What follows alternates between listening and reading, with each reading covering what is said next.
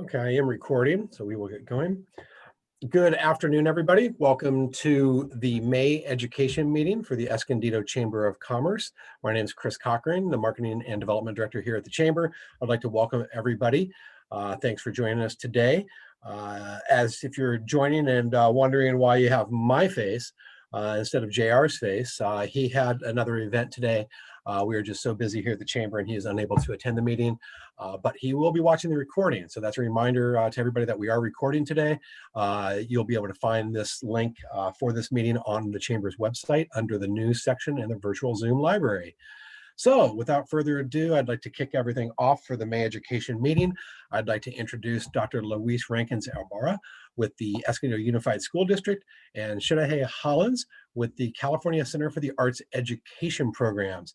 And we're going to lead off with Dr. Ibarra giving us an update on everything happening with EUSD.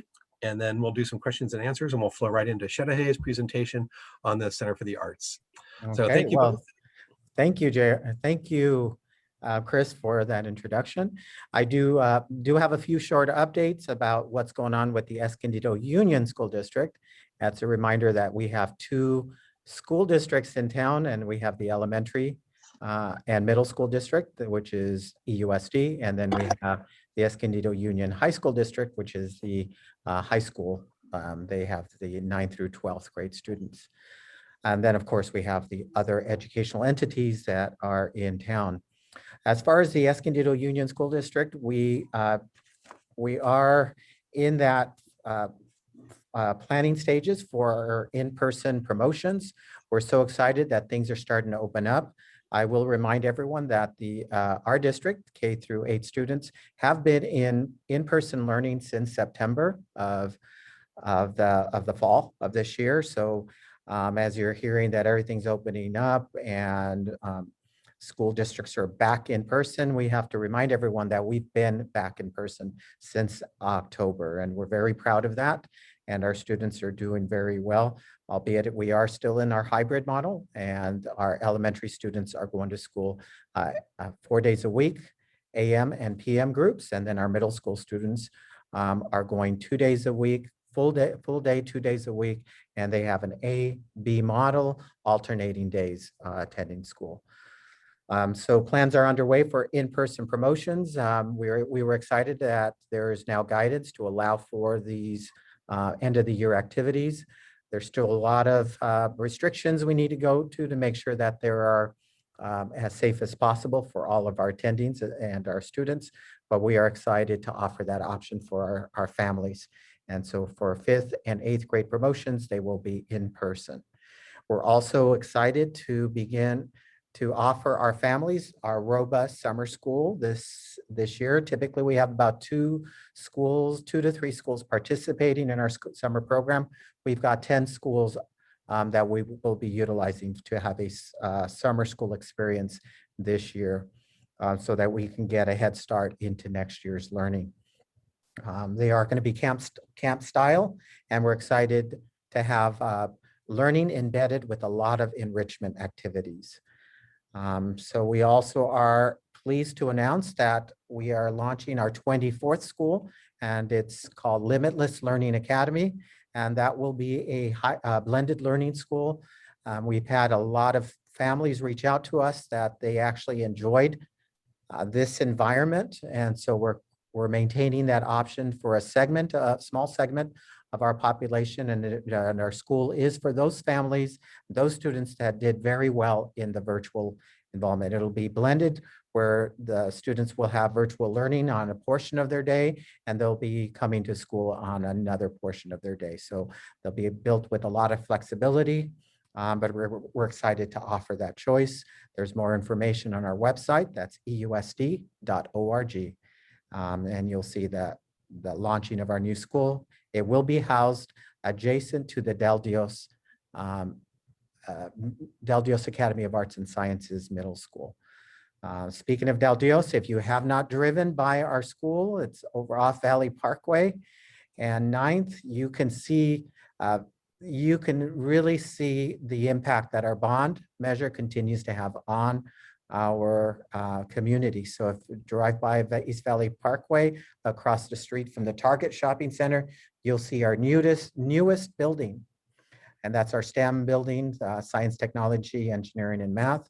And that building is set to open in the fall of 2021. So a lot of great things happening in our district. And again, we're so anxious to have this pandemic behind us. I'm sure all of you are. But in the meantime, we just appreciate everyone's patience, everyone's support. We just finished celebrating Teacher Appreciation Week, and all of our families did such a great job just thanking our teachers who have had to pivot and adopt practices that honestly none of us ever trained for. But here we are getting through this together. So I did want to thank everyone for your support, and we look forward to serving our community in the many years to come. So that's my update. I do have the pleasure of introducing our next our guest speakers, and really the hallmark for today's event, and that's we've got the Center for the Arts, one of our biggest partners and a partner in the community. It's the California Center for the Arts, and we've got Jerry Van Leeuwen, the director of the Center for the Arts, and with us today also from the Center for the Arts is Sherehe Hollins, and they're here to give us an update on the many programs that the Center for the Arts does for our community. So Sherehe, Jerry, I'll turn it over to you. Thank you. Jerry, I'll defer to you to speak first. Okay, thank you everyone for your interest, and we are appreciative of the chance to kind of share a little bit of what's going on. Sometimes the education programs of the center are the least visible, and yet my perspective, the most important and the most impactful. And a good reason they're impactful is because they have a good leader, and that's Sherehe, who's kind of been leading that effort for several years now and continues to strengthen it. And with a lot of diligence, particularly in the years of COVID, with as Dr. Ibarra said, having to pivot a little bit and do things differently. And actually, there's been some positives that have come out of that as well. So I asked Sherehe really to kind of give an overview of all the different activities that we have going on in the region. We do serve beyond Escondido, and she'll explain that a little bit and some of the specifics programs that we have in place for different groups. So with that introduction, Sherehe, thank you for agreeing to come and being part of it, and we're anxious to hear what you have to say. Absolutely. Thank you, Jerry. It's an honor and a privilege to be here this afternoon. I just want to thank the Escondido Chamber of Commerce, as well as the Escondido Union School District.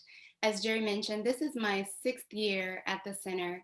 And of my 6 years, I can say that this year was definitely the most challenging and also the most successful. And I believe that it is because we truly had to, like so many other industries, embody innovation, collaboration, resilience, and determination, as well as lean on each other as a community in order to achieve our goals and at times exceed our goals.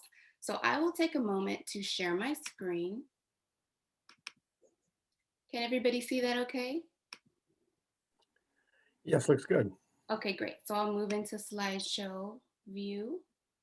And I'll point out that this image that we're looking at was taken by one of our 5th grade media arts students in our My Story photography program.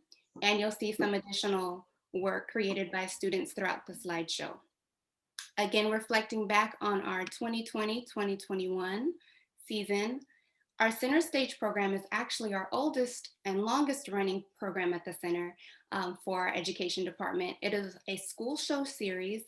This year, it focused specifically on theater, and those specific disciplines included musical theater, forum theater, and storytelling. Forum theater may be a format that some of us aren't as familiar with, so I'll go ahead and briefly describe that. What it is in this instance is the sophistry image that you see on the left-hand side, a play for grades 4th through 7th. And forum theater invites the audience to become active participants in the play by either assuming the role of an actor or assuming the role of a director. So the theme addressed in sophistry, it's really a play about bullying and teaching viewers how to be compassionate, how to be culturally sensitive, and how to be upstanders is the term that they use as opposed to being a bystander. So using our voice to make a difference when we see something unjust occurring. We also had our play called Lit, which was commissioned specifically for Center Stage this season. It's a musical for grades kindergarten through third, and it focuses on musical folklore and the concept of the hero's journey. How is it that we can face difficult circumstances and overcome them? The third production that we presented was Walks of Life, and that was an audio play for grades 8 through 12. And it was a piece commissioned by La Jolla Playhouse and Blind Spot Theater. And this production is unique in that it invites students to put on their headphones and explore their neighborhood via Spotify or iTunes while listening to plays that are imagining life taking place inside of homes during COVID. So what was happening in our homes, in the various neighborhoods in our communities. And so each of these productions included study guides so that the students who experienced them could further gain knowledge about the content that was presented within each production. In addition to our center stage performance, we have our Arts Discovery program. Arts Discovery are one-time workshops that take place in the classroom, and the disciplines that we highlight are theater, visual art, and photography. So this slide that we're looking at focused on theater, and some of the focuses of each workshop were the 3 actors tools, which are developing body, voice, and imagination. In addition to that, students had an opportunity to write their own scripts and perform them. And some of the teachers requested that the theater lesson align with something within their curriculum. So we had a 2nd grade teacher who said, right now we are studying animal habitats. And so we would love for our students to learn how to embody those habitats through their bodies, through their voice. And so that was a really fun and exciting activity. And actually, of most of our arts discovery workshops, the teachers do request that the theater lesson or art lesson or photography lesson do align with their curriculum, which is nice because it allows the students to gain further knowledge and understanding of the academic subject that they're studying. This slide here is of our photography arts discovery workshop. Some of the themes that they focused on were vantage points, as well as line, texture, of course, the actual technique of how to frame photographs, how to tell a story through photographs. And with this one, aligning the curriculum, we did a lot of emphasis in ELA, in English language arts, where students were writing poetry, they were writing short stories. And then of course, during each lesson, they have an opportunity to go off for a few minutes, take a photograph or a series of photographs, and then come back online and share those images with their classmates and their teacher. This slide is for Arts Discovery Visual Art. And this particular lesson was really exciting because it's sacred geometry and nature, but it integrated both science and math. And you could just see the light bulbs going off in students' heads. And they were also making comments about how much they were better understanding concepts connected to geometry specifically through this particular art lesson. One thing that was really exciting with all of our visual arts programs is that our arts provider was able to send out art kits, individual art kits to every student and teacher who participated. So it was something special. It's like they got a gift in the mail, or in some cases, the arts materials were delivered to the school site where students came and picked them up. But it was something nice that it was personalized. They could keep these art supplies to continue using. And of course, they were distributed individually just to honor COVID safety protocols. In addition, we had our Master Artist Series. This is a program that provides master classes for students. And what was unique to this year was that we were able to partner with A Step Beyond, which is a local dance program housed on CCAE's campus. The demographic is very special in that the students are underserved. Oftentimes they are struggling academically. And so A Step Beyond provides them with academic assistance. as well as counseling assistance for social emotional development.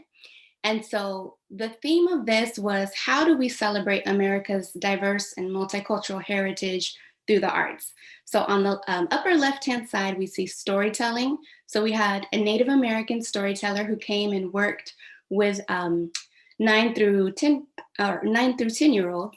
And she allowed them to develop their own script reflecting on what has life been like for them during times of COVID. What have they longed for? What have they learned? What have they enjoyed? What has been particularly challenging for themselves and their families? And they wrote this script in advance of the actual masterclass. And then when we came together on the masterclass, the students had an opportunity to perform their script. And they talked about how empowering that was to listen to each other and actually learn how to perform it, not just read their lines, but to actually embody the words through intonation, through tone, through gesture. On the right-hand side, you see we have music. It was a West African drumming class. We sent drum kits to all of the students, and the students learned how to create a phrase or a series of rhythmic patterns connected to the West African tradition. The students also got to freestyle and create their own rhythms, and they had the opportunity to play as an ensemble. In the lower left-hand corner, we did something very similar to Center Stage, and we offered sophistry to 11 and 12-year-olds. And they had an opportunity to, again, learn the actor's tools, body, voice, and imagination, and the importance of using our voice to make a difference whenever possible. On the lower right-hand side, we see dance. We had the amazing Fitzgerald family, a team of brother and sisters who come from, actually they come from Canada, but they've come to the center several times to perform. And they are an Irish family that focus on traditional Irish music. So not just fiddling, but also step dancing. So they really had the emphasis on step dancing. And the students had an opportunity to learn the foundation of Irish step dancing, and they had the opportunity to perform it. One thing I failed to mention, but you might imagine, is that all of these programs this year were offered virtually via Zoom. For our next program, we have our My Story Literacy Through the Arts program. This slide focuses on 4th grade. I will note that this particular program is now in its 15th year, a second longest running program at the center. And it's a 15-week-long arts integration residency that focuses on teaching students California history, social studies, through theater. And what's unique about this program is there is always an exhibition. So throughout the course of the residency, the students are learning how to act, learning how to act out the history of California, how to embody the various people who were here, including the Native Americans, the Spaniards, and European Americans who were the settlers. And so what's exciting is that they get to create their own script and perform their own rendition of California history at the end of the residency. As you can see on the bottom, we have the classrooms and the schools that we served were at Rose Elementary, Felicita, Quantum, FAR, and Epiphany Prep Charter. In addition to 4th grade, we serve 5th grade. Again, all of these photographs that you're seeing here were taken by 5th grade students in the My Story program. And the only thing that's different from what I mentioned before for 4th grade is that it teaches English language arts through photography and storytelling. And also their exhibition is obviously a photographic exhibition.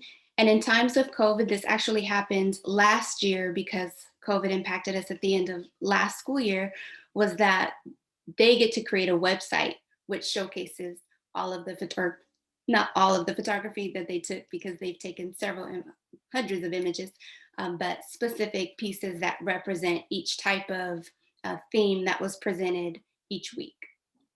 And for 5th grade, we've served Oak Hill, Conway, FAR, and also Epiphany Prep Charter.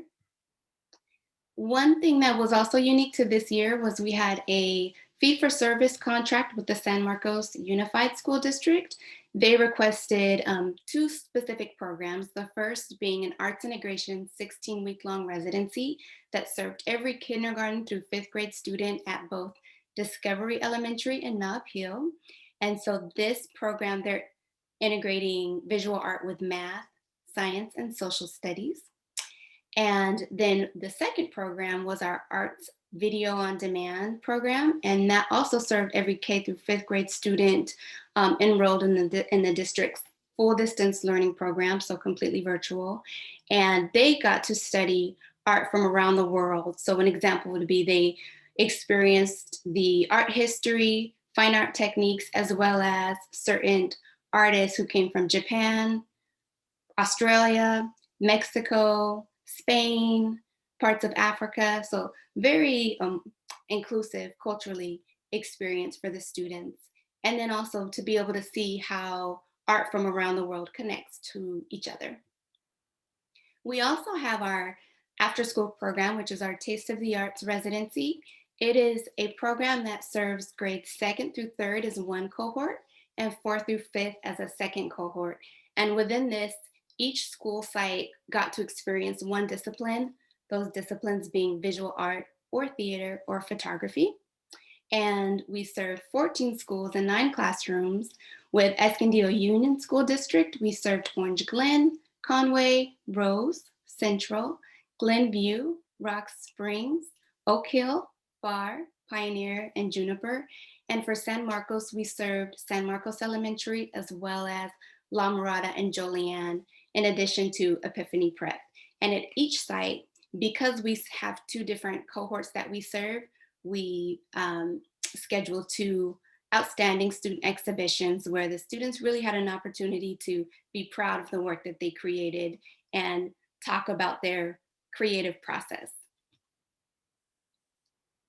One of our programs that continues to grow is our Juvenile Court and Community Schools contract. So we work with the San Diego County Office of Education, and we serve students who are in the system, meaning that they are either on probation, they were just released from juvenile hall and are attending a community school, and or are going through credit recovery. And so they were expelled from traditional schools and are now on the path to getting their grades improved academically so that they can graduate.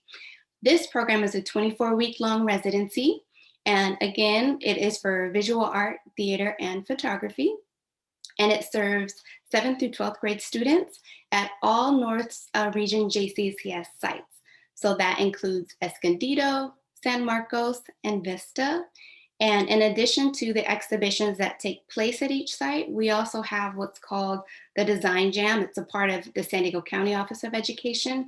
And it is an opportunity for the students to find a social issue that is important to them, be it environmental justice, food justice, social justice, and build their own project around that. And then share their vision for how we could effectively address these community issues in an efficient and effective way. And in this case, in a creative way, because they utilized photography projects and visual arts projects to address those themes. So just a few program highlights. We have served this year 18,180 youth, K through 12. And what I'll note about that is typically we're somewhere around 14,000, between 14 and 15,000 students that we serve. But what made this year unique was that on the upside of the challenges we've experienced through COVID is that the virtual learning platform did expand our audience. So that was very rewarding. I've already mentioned the visual art kits that have been sent out. Also the fact that all of our programs are culturally inclusive. And one example I'll give, because oftentimes I think, when we say culturally inclusive, we're thinking of just ethnicity, but one of the points of our visual art program is that they like to highlight artists who are very well known, such as a Picasso, but also local artists, right? That gives students diverse perspectives and even student artists who don't have a very well-known name. So it's inclusion in that sense as well.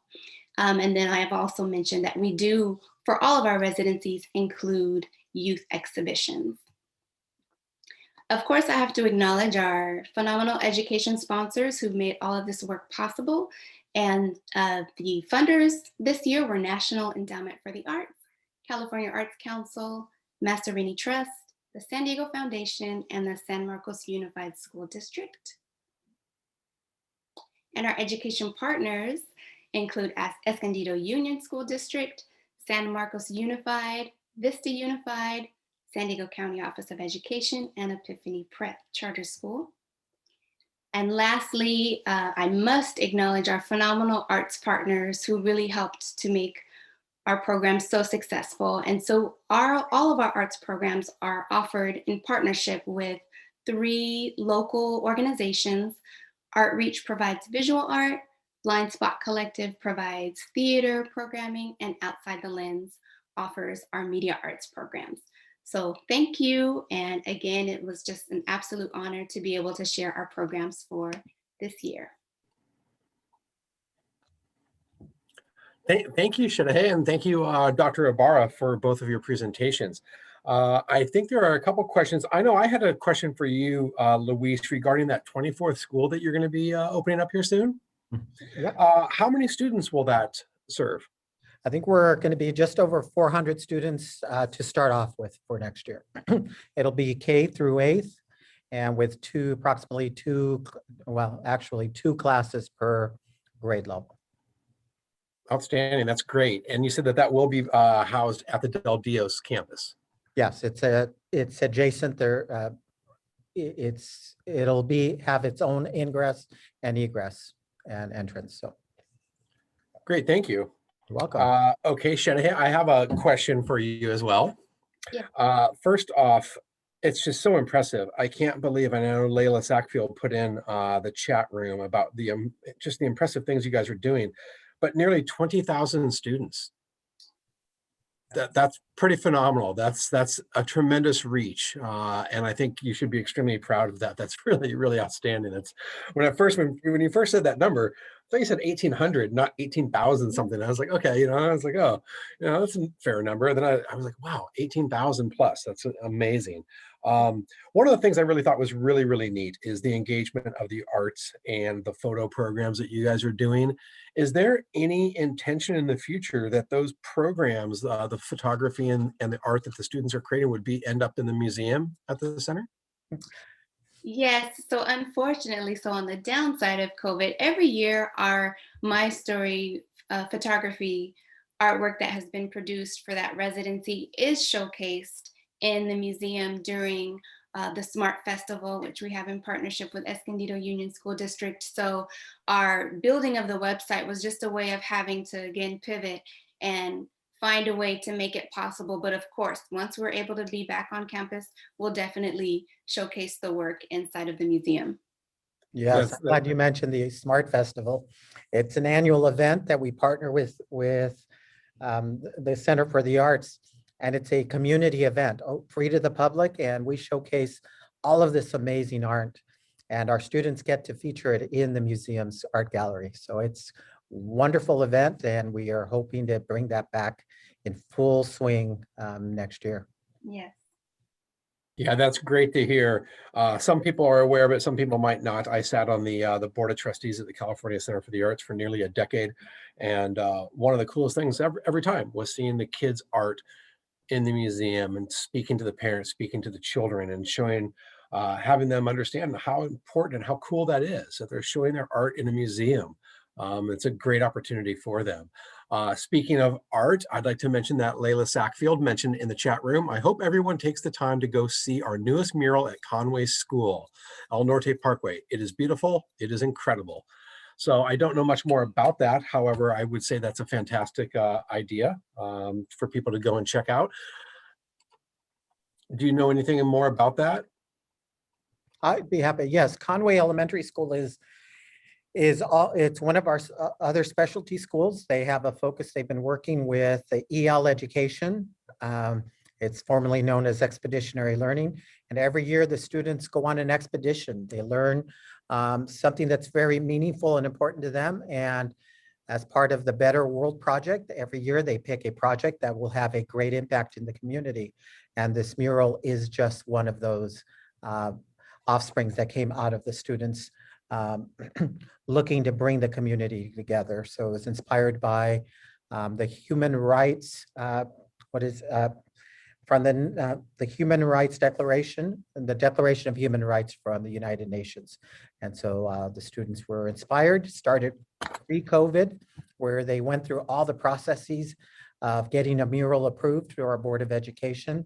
And it began pre-COVID and it was finished while we were back to school. So they were excited to unveil it. And if you want to learn more about it, you can look at our Facebook page and you'll get to see images of it. But yes, drive down El Norte Parkway and you'll get to see that on Conway, one of the buildings on Conway campus. So Very cool. Can I add another comment? Please, Jerry.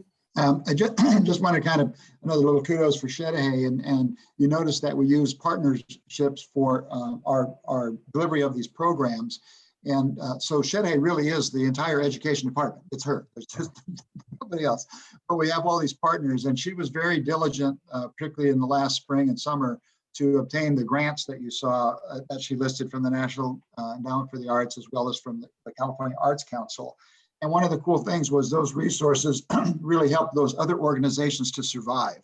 So it was really a benefit, and we actually modified our model based somewhat in our work with Leela on the line and feedback we got there, that we went to a different model rather than hiring all these staff and doing it. We hired contractors to do it because they have much more expertise and much more depth. They have a bench.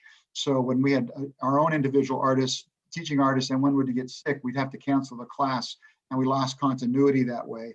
By having these groups that have a bench, so to speak, and other people to fill in, we've had a much better continuity with our programs. But really kudos to Sherehe for kind of taking the lead and doing that transition to this new format. We've now a couple of years, but we really feel the quality of our programs has really jumped forward because of that. So I just wanted to publicly acknowledge that. Thank you, Jerry. Chris, if I could also echo that, what Jerry just said is, I was very impressed with the center's ability to pivot into the virtual environment. I think quality was maintained. The students' enthusiasm was there, and there was so much was accomplished through the virtual environment.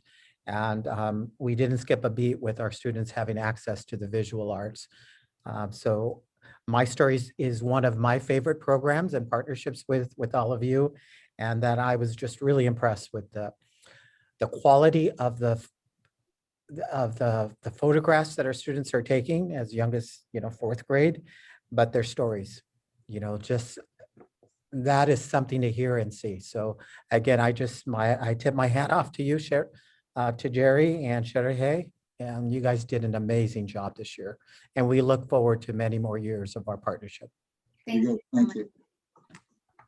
That's wonderful. That's great to know. And I think everybody realizes how just crucial and important those partnerships and relationships are amongst all sectors. So does anybody else in our attendees have any questions that you could put into the chat room or into the Q&A for either Sherehe or Dr. Ibarra? Feel free to do that.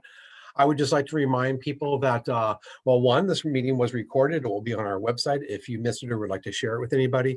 We do have another great event coming up in a couple of days. On Thursday, we have our Economic Development Committee meeting for May. That will be with another board member of ours, Wahai Quisquis, and he is the CEO and president of the San Pasqual Economic Development Corporation.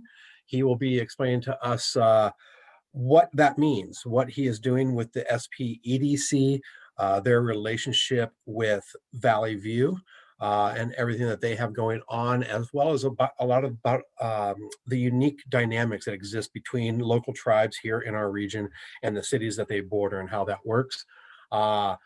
And it's neat because Wahai is the first person in over 110 years in the history of the Chamber. He is the first Native American on our board. And so we're excited about that. He's going to talk a little bit about that and how that kind of aligns with other things that are happening here in the region. One other thing that I really want to mention is we are going to have our first in-person event coming up at the end of this month. It will be socially distanced outside in our parking lot. But as I mentioned, there's a need right now for pretty much every sector in the business area, in our business landscape here in Inland North County, hiring. People cannot hire enough people right now. If you've read some things in the business journals and issues, people are giving incentives and trying to one up other to get people to come back on board. I know of at least a handful of businesses here in Escondido that can't open for certain hours because they can't hire people. So we are having our first ever North County Jobs Fair on Thursday, the 27th from 9 a.m. to 3 p.m. It will be an in-person event here at the Chamber of Commerce in our parking lot, like I mentioned. We're going to be partnering with the City of Escondido, the Escondido Chamber of Commerce, John Paul the Great Catholic University, and CSL Staffing. We'll have dozens of businesses here with jobs openings, and people will be able to meet, talk about what openings they have, follow up with them, do interviews, as well as we're going to have some raffles for some gift cards and things like that. So we do want to mention to everybody, we'll be promoting this heavily in the Times Advocate newspaper in the next couple of weeks, as well as on social media and our website. So please keep that in mind. Thursday, May 27th, 9 a.m. to 3 p.m. North County Job Fair here at the Chamber of Commerce. So thank you again, Sherehe. Thank you for a wonderful presentation, for the wonderful things you're doing at the Center for the Arts. It's just fantastic to see and to see how it touches so many parts of our community. Dr. Ibarra, as always, great seeing you and your fancy Zoom camera there that has the fade in the background. It's pretty cool.